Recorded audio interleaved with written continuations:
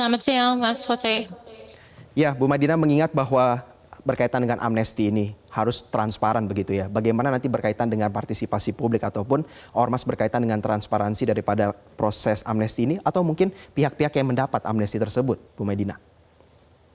Ya, baik, terima kasih Mas Jose. Pada dasarnya kami sendiri dari CJR itu mengapresiasi ataupun memberikan catatan positif gitu ya terkait dengan upaya-upaya yang ditujukan atas dasar kemanusiaan. Seperti yang disampaikan amnesti ini juga disebutkan oleh Pak Menteri gitu ya bahwa dia bagian dari penggunaan analisis soal kemanusiaan. Nah, tapi kami menyerukan bahwa prosesnya harus transparan, harus akuntabel. Nah, kami menyerukan bahwa aturan mengenai teknis pemberian amnesti ini harus terlebih dahulu dibuat aturannya. Aturan ini untuk menjamin adanya standarisasi terkait dengan pemberian amnesti. Nah, kami menyerukan paling tidak aturan itu disebutkan atau dirumuskan dalam level peraturan menteri sehingga kita tahu bagaimana proses penilaian yang dilakukan, apa saja yang dinilai dan bagaimana proses sampai dia diusulkan kepada presiden lalu kemudian diusulkan kepada DPR. Nah, ini kami perlu tahu terlebih dahulu teknisnya seperti apa dari penilaian sampai dengan pemberian usulan dan kami serukan bahwa itu harus diatur dalam level aturan, paling tidak setingkat peraturan menteri. Ya, Bu Madina, bagaimana harapan dari bentuk transparansi dari kebijakan ini nantinya? Nah, dari terkait dengan transparansi itu kami kan tadi sudah serukan gitu bahwa dia harus diatur dalam level aturan yang mana kalau kita lihat kan aturan itu harus dipublikasikan kepada publik.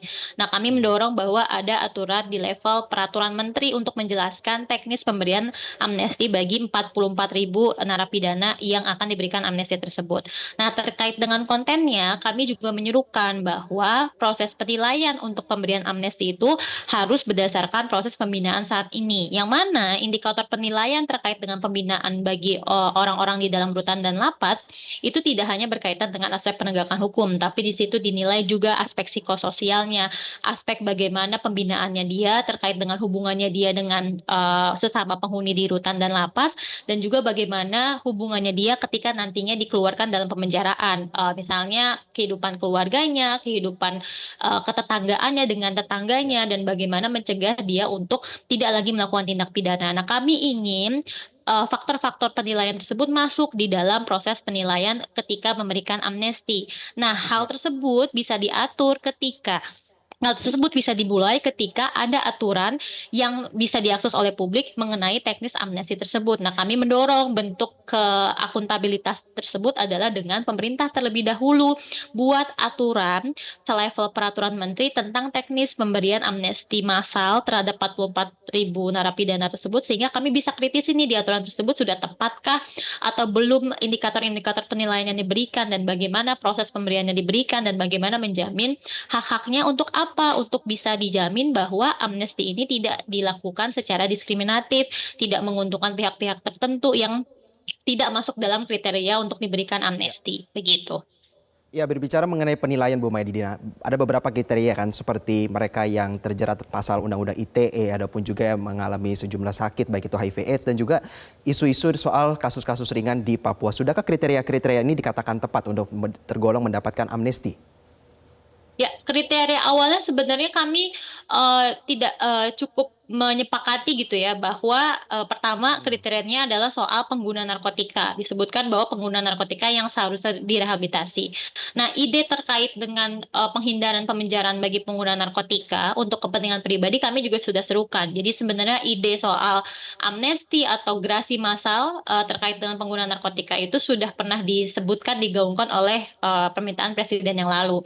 Nah, kami menilai gitu bahwa memang ada kesalahan di dalam undang-undang narkotika yang seharusnya respon bagi pengguna narkotika tidak dengan pemenjaraan.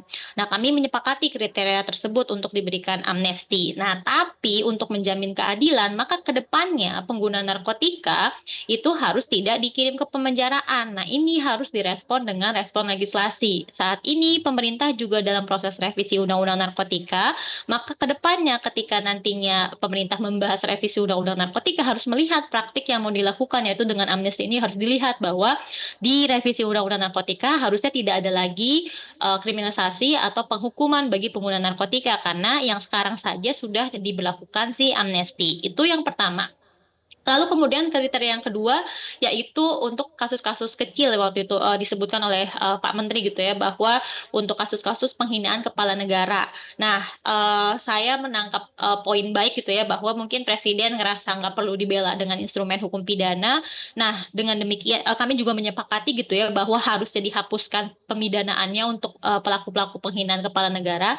Nah, tapi berarti harus ada respon legislasi karena di KUHP baru di Undang-Undang Nomor 1 Tahun 2023 yang akan berlaku tahun 2026 itu masih ada kriminalisasi penghinaan presiden. Nah, yang sekarang saja akan diampuni, maka untuk menjamin keadilan bahwa memang komitmen negara tidak lagi memberlakukan kriminalisasi penghinaan presiden, maka nantinya di KUHP baru itu harus juga dihapuskan kriminalisasi bagi penghinaan presiden. Nah, kemudian kriteria lanjutannya yaitu terkait dengan tindak pidana narapidana-narapidana yang sakit keras, terus kemudian menderita atau mengidap HIV/AIDS dan punya kondisi kesehatan yang memberikan catatan. Nah, ini sebenarnya catatan kami adalah perlu dilihat lagi gitu ya bahwa sebenarnya di konteks pemberian amnesti itu adalah penghapusan hukum pidana. Nah, kita lihat di Undang-Undang Amnesti tahun 11 nomor 11 tahun 1954 bahwa ketika amnesti diberlakukan maka dampak hukum pidananya, kriminal recordnya hilang dan negara mengakui bahwa tidak ada tindak pidana yang dilakukan. Nah, mungkin untuk orang yang dengan sakit HIV pertimbangannya bukan soal amnesti tapi harus diberikan misalnya mekanisme gerasi atau pengampunan karena kriminal recordnya tidak dihapuskan tapi kondisi fisik dan mental dia saat ini yang membuat negara mengampuninya karena pemenjaraan akan memberikan dampak yang negatif terhadap kondisi fisik dan mental dia saat ini. Nah, maka itu harus dipertimbangkan tidak dengan menggunakan mekanisme amnesti yang menghapuskan pidana tapi dengan mekanisme gerasi yang mengampuni negara berdasarkan kondisi dia saat ini. Begitu. Oke. Bu Madina, hal-hal ini kan berkaitan juga dengan masalah overkapasitas daripada lapas yang sudah menjadi masalah yang klasik. Apakah amnesti ini sudah menjadi langkah yang tepat dan bagaimana misalkan pemerintah justru harus mempersiapkan mungkin sentra rehabilitasi atau bagaimana tindak lanjutan daripada para terpidana ini yang memiliki masalah kesehatan? Ya, sebenarnya ini memang masalah klasik gitu ya, bahwa kita sudah bertahun-tahun, 1 dekade pemerintahan presiden yang lalu sudah menyerukan langkah konkret pemerintah apa sih untuk menangani overcrowding. Nah, sebenarnya dengan adanya komitmen untuk memberikan amnesti, baiknya gitu ya bahwa pemerintah presiden baru ini sudah memahami gitu bahwa harus ada solusi konkret untuk penanganan overcrowding, yaitu dengan melakukan amnesti terhadap 44.000 narapidana. Nah, tapi apakah ini cukup? Ternyata nggak cukup karena kelebihannya sampai dengan 2 kali lipat itu hampir 20 kali lipat, 89%. Nah, maka langkah-langkahnya sebenarnya tidak dengan langkah-langkah seperti insidental seperti yang disampaikan oleh Pak Presiden soal amnesti. Langkah-langkahnya harus dengan respon legislasi, harus dengan respon sistem. Kenapa kita ada di titik overcrowding rutan dan lapas itu tidak lepas dari ketergantungan kita pada pidana penjara. Bahwa risetnya ICJR menemukan bahwa pidana penjara itu 50 kali lebih sering digunakan bagi pidana lain.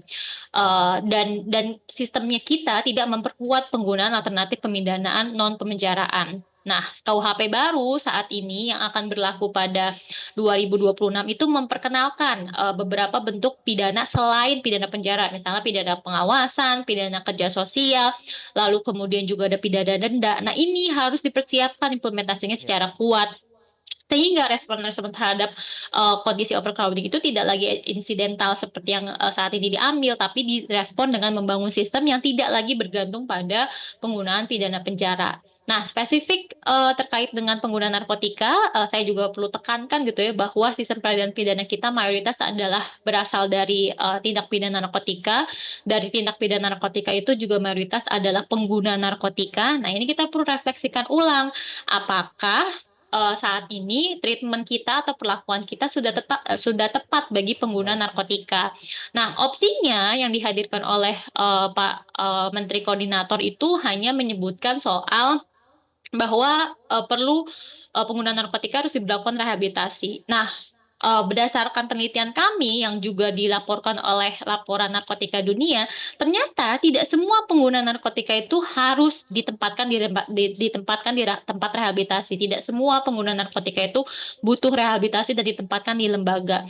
Ada banyak mekanisme-mekanisme dihadirkan untuk menghadirkan treatment bagi pengguna narkotika. Misalnya di Laporan Narkotika Dunia itu menyebutkan hanya 1 dari 9 pengguna narkotika yang membutuhkan rehabilitasi. Nah, dengan demikian Ya, sebenarnya pendekatan yang diberlakukan bagi pengguna narkotika baik, tidak serta-merta rehabilitasi, tapi kita bisa pertimbangkan misalnya mekanisme lain, konseling, bahkan untuk baik. pengguna narkotika yang tidak dengan ketergantungan sama sekali, ya direspons saja dengan proses misalnya ada penilaian, penilaian diberikan penyuluhan dan lain sebagainya, selesai setelahnya tidak Baik. diberlakukan rehabilitasi kelembagaan, sehingga kita tidak terbebani dengan anggapan bahwa ketika melakukan amnesti maka harus membangun tempat-tempat rehabilitasi baru Ya, yang juga akan memberatkan sistem kita gitu. Kita perlu dudukan nih bahwa apakah benar baik. alternatif dari menghilangkan populasi dalam pemenjaraan untuk pengguna narkotika sama dengan kita Ya, mengharuskan membentuk tempat-tempat rehabilitasi baru, padahal ya. di satu sisi Bu tidak Maidina, semua pengguna narkotika itu solusinya adalah dengan rehabilitasi, begitu.